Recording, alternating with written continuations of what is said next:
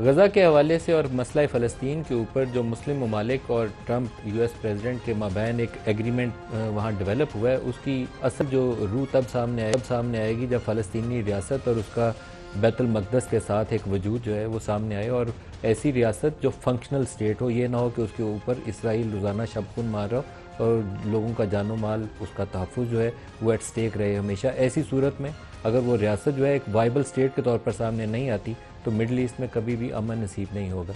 पहली किस्त के अंदर जो उन्होंने अंडरस्टैंडिंग डेवलप की, उसके नतीजे में उनके कैदी तो रिहा हो गए, लेकिन अभी तामीर नौ का एक बहुत बड़ा चैलेंज बाकी है और इसमें मुस्लिम दुनिया को मौसर तरीके से अपना किरदार अदा करना पड़ेगा।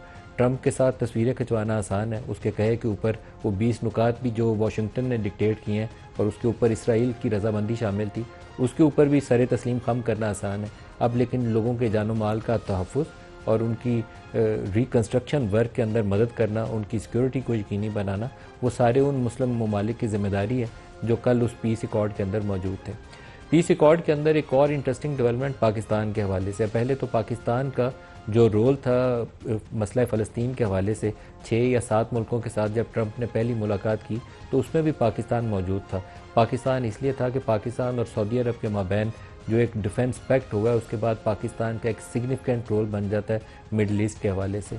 और गुज़श्ता रोज़ भी शर्म अल शेख के अंदर जो मीटिंग थी उसमें ना सिर्फ पाकिस्तान की मौजूदगी ने पाकिस्तान के वक़ार में इजाफा किया, वहाँ पे पाकिस्तान की रिस्पॉन्सिबिलिटी भी बढ़ जाती है। रिस्पॉन्सिबिलिटी इसलिए बढ़ जाती है कि जब आप एक प्लेयर के तौर पर मिडल ईस्ट में जाते हैं तो आपको बहुत सारी चीज़ों की ज़िम्मेदारी उठानी पड़ेगी और निभानी भी पड़ेगी।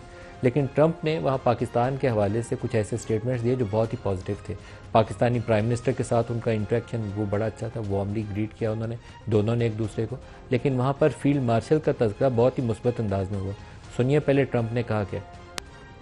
Prime Minister Sharif of Pakistan, and also I have to say my favorite field marshal from Pakistan, who's not here, but the Prime Minister is here, and you're going to give his regards. अब Trump साहब I love Pakistan, great man, great gentleman, और वहाँ से उन्होंने कहा मेरे favourite field marshal. अब यहाँ पे फील्ड मार्शल के लिए भी एक बहुत बड़ी जिम्मेदारी है। पाकिस्तान ने माजी में मुख्तलिफ अदवार में अमेरिका का फ्रंट लाइन अलाई बन के बहुत सी मिस्टेक की हैं। सीटो और सेंटो के हम रुकन बने, यहाँ से U2 उड़ता रहा। फिर जहाद अफ़गानिस्तान के दिनों में जनरल ज़िया साहब जो थे वो अमेरिका के कैंप में चले गए। फिर जनरल मुशर्रफ 9/11 के बाद वो जहादी जिनको पहले तैयार किया गया था उनको खात्मा करने के लिए दोबारा मैदान में उतर आए। उससे पाकिस्तानी सोसाइटी के ऊपर बहुत मनफी असरात मुरतब हुए। जितना यहाँ क्लाशनकोफ कल्चर आया, जितने मुसल्ला जत्थे बने, रेडिकलाइजेशन सोसाइटी की हुई, ड्रग्स आई, वो उन गलत पॉलिसियों का नतीजा था। अमेरिका अपना फॉरेन पॉलिसी गोल्स अचीव करने के बाद रवायती तौर पर 70-80 सालों में हमारे ऊपर पाबंदियां लगाकर, कभी प्रेसलर अमेंडमेंट, कभी गिलेन अमेंडमेंट, कभी कोई और तरमीम, वो लगाता है और पीछे हट जाता है जैसे ही उसके फॉरेन पॉलिसी गोल्स होते हैं पूरे। लेकिन उसका नतीजा, उसका खमियाजा हम भुगतते हैं।